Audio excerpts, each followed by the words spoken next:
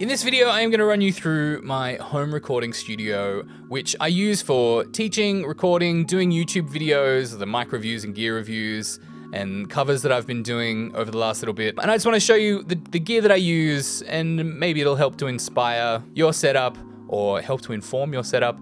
So let's jump into it. Let's start with the thing that's kind of holding most of the gear that I'm using here in front of me, which is my desk, which is an electric standing desk. It's an Omni desk, and it's fantastic because I have on my desk, I have my aperture lights, which are connected to the desk, and my camera, which is connected to the desk. And I can actually move this up and down to change my camera angles really, really quickly. So I can go from, sitting playing a guitar to standing and singing and film all of that really easily and quickly with my camera just connected to the thing, and I'm not having to fiddle around with tripods or anything. So that works really well for me. I also use it for teaching. It means I can teach standing up or I can teach sitting down, because I do some teaching online and some teaching in person. So it works really well for me in that kind of regard. Also, when I'm editing, I don't just have to be sitting in a chair the whole time. I can be standing, but I don't tend to mix standing up because it does lift the desk kind of higher into the room and makes it so the speakers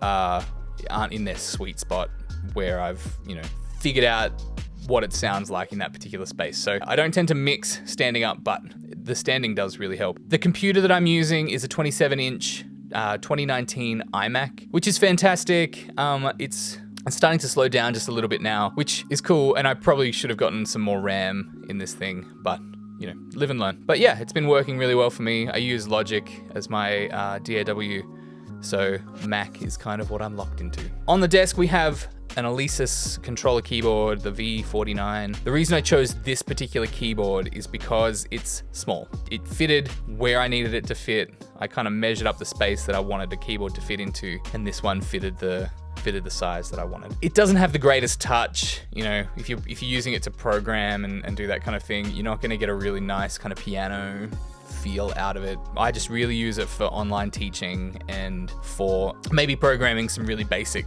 scales or basic chord or pad kind of things. But I do have other keyboards that I can use that are packed away somewhere else that I can pull out if I really want to program a nice keyboard part or something. This is purely just because it fitted on the desk, and space is a little bit limited in this studio, so I just needed something smallish. Now my monitors are Focal Solo 6s, and they have been with me for a very, very long time. They are absolutely fantastic. They sound great. I wish I had the sub, but one day maybe I'll get the sub. But they sound fantastic. I know what they sound like. I can mix with them, and they give me the detail that I need to hear, and I really like them. I also have an Avantone MixCube, and that was one of the best purchases I've ever made because it has made it so my mixes translate so much more. When I switch over to that speaker, I can really hear that focus kind of mid, and when you're mixing, that mid area is really the most important kind of section. And my dad made me a cable that sums the stereo into a mono, so as soon as I flip over to that single MixCube that I've got, it's jumping into a mono signal. So I'm doing two things. I'm going to that mono, and then I'm also switching into the single MixCube. It means I don't have to hit two buttons when I'm switching over. I don't have to hit the alternate and the mono, which is handy. But that is a really fantastic speaker. If you're looking for a second pair of monitors, or you're looking for a second monitor, I would 100% recommend something like the Avantone MixCube that's just small and kind of focuses in on that mid-range, because it does really help. For my headphones, I have a couple of different headphones, but the ones that I use primarily every day are my Beyerdynamic DT770 Pro headphones. I use the 250 ohm version because I read somewhere that it gives you the most balanced thing.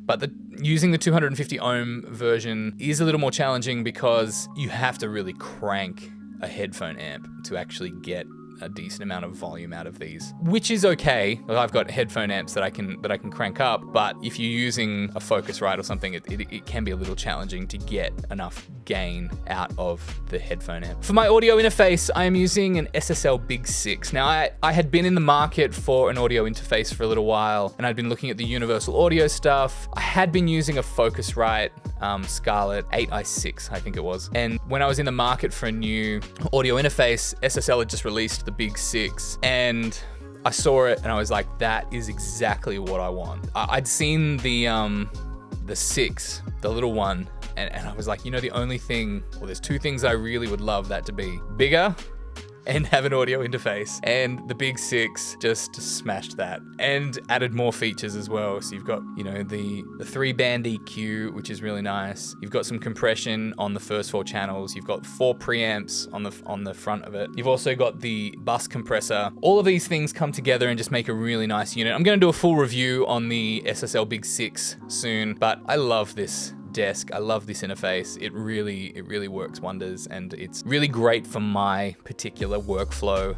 and it's really good for me. Moving on to my preamps, I have 2 Golden Age projects pre-7 III, but I have one that's the pre-7 III Mark III and the pre-7 III Junior. Look, I'm not that much of a stickler for having things exactly the same, but I do wish that I just bought 2 of the pre-7 III Mark III rather than a pre-7 III Mark III and a pre-7 III Mark Junior. But, you know, live and learn. One day I'll hopefully own some nice proper Neve.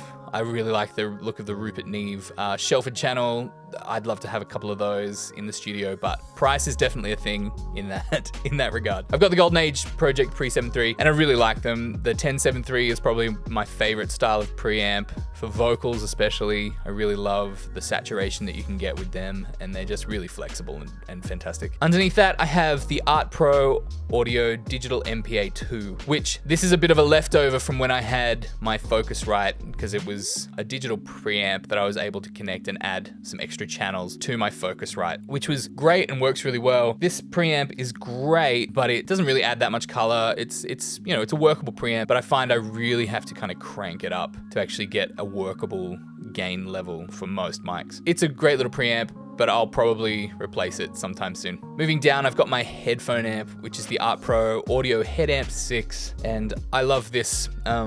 I love this head amp. It's really great because it means that I can have multiple musicians working in this studio. We can all have different levels. With the Big Six, I can also then run the bus outs. I can create separate mixes and actually run them through that headphone amp as well, which is really handy. But even then, I just have the main output of my Big Six running to the headphone amp. So whatever I'm mixing on the desk, I can hear through the headphone amp, and that works really well for me. I've also got some Art Pro Audio patch bays. It's easier than trying to reach around the back of the rack all the time just to put microphones in and out. I haven't hooked up both the ins and outs just yet. That's something that down the line is going to come into play when I've got some more compressors and things, which I'm looking at getting in the next however long. So the last thing in the rack is my power, which is just a Furman 10XE, which just works for me. It's just a little bit more extra protection when it comes to power surges and power things in my studio. So that's why I have that one. Now, having a look at the instruments in my room, I have a piano, which is an upright piano, and that's a Kawai U60M. It's a beautiful sounding piano. I really like it. It's got quite a heavy feel to me, but luckily it has the left-hand pedal. You can push it down and you can get much more delicate kind of tones, which I really like. And it's also got the felt that you can put down and get those really mellow tones going on as well. It's a beautiful piano, and I really love using acoustic instruments. A lot of what I record, I love recording acoustic things. I don't love programming and electronic kind of stuff. I really love just organic acoustic instruments. Now, having a look, I've got 4 guitars set up in the room at the moment. I have more guitars sitting in the cupboard, but the ones that I'm currently using in the room, I've got my Epiphone Sheraton, which is a fantastic electric guitar. I really like it. I had some work done to it because it had a bit of a buzz in some strings and whatever, but it's sounding fantastic now, and I really like it. I might get around to changing pickups in it and whatever later on, but it sounds fantastic to me right now. I recently picked up my dad's Martin D28, which is quite an old guitar. It's over 40 years old now, and it is an absolute beautiful instrument. So I'm going to be using that guitar in a couple of mic reviews and demonstrations and things over the next little bit. So you'll get to hear that Martin D28, and it's a beautiful, absolutely beautiful acoustic guitar. I have 2 basses, but the one that I've got out at the moment is the Fender Elite Jazz. It's a 5-string. I always wanted a 5-string. I played in church for years and years and years, back through the time when things like Planet Shakers were really kind of big, and hitting those low B strings. I never had a low B string, so I always wanted a 5-string. So when I got the opportunity to buy a bass, I was like, no, I have to have a 5-string bass. So I bought this the Fender Elite Jazz, and it's a beautiful bass. I'm not the greatest of bass players, but it is definitely a favorite instrument of mine. And then last of all in this room, I have my oldest Cole Clark. I have two Cole Clark FL2s, but my favorite one, which is my like yellowy one. I love that instrument. It has been with me forever. Whenever I play it, it feels like coming home. It's just such a beautiful feeling instrument. I love the acoustic sound of it. You know, when I bought it, I played through a heap of different FL2s, and that was the one I settled on, and it just spoke to me. Like it just sang when I picked it up and played it. So I really love that instrument. There you go. That is my home studio. This is what I use to record all of my videos. I hope you enjoyed that. Leave any comments that you might have in the comments below, and yeah, I'll catch you on the next one.